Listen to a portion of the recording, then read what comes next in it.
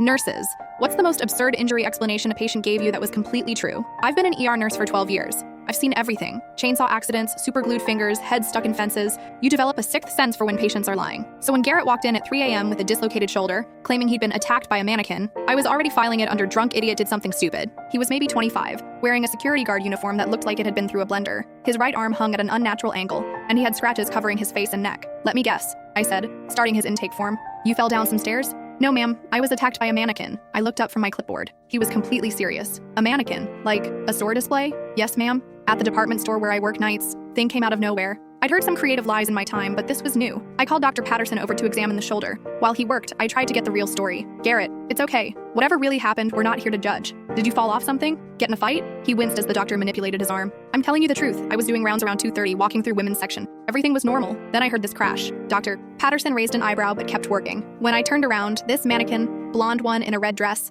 was on the floor. But it wasn't where any mannequin should have been. Closest display was 20 feet away. Maybe it fell and rolled, I suggested. So I went to pick it up, and when I grabbed its arm, the damn thing grabbed me back. Dr. Patterson and I exchanged glances. Mannequins don't have functional joints, Garrett. I know that, but this one did. It pulled me down, and we wrestled on the floor. Those plastic fingers are stronger than you'd think. I was about to tell him to drop the act when my phone buzzed. Text from my friend Clarissa, who works dispatch. Turn on channel 7, weirdest call ever. I grabbed the remote and flicked to local news. The breaking news banner read, bizarre break-in at Riverside Mall. The reporter stood outside Garrett's store. Suspect, apparently high on PCP, stripped naked and hid among store mannequins. When security guard Garrett Morrison approached, the suspect attacked while pretending to be a display figure. I stared at the screen, then at Garrett. You're telling me someone was pretending to be a mannequin? He nodded grimly. Naked guy, painted himself to look plastic. Must have been on something serious because he fought like he actually thought he was a store dummy, kept trying to pose like they do in displays. The news showed security footage, a very realistic-looking mannequin suddenly springing to life and tackling Garrett. The image quality was grainy, but you could clearly see the struggle. Police arrested the suspect after he was found posing in the lingerie section, apparently believing he was successfully camouflaged. Dr. Patterson cleared his throat. Well,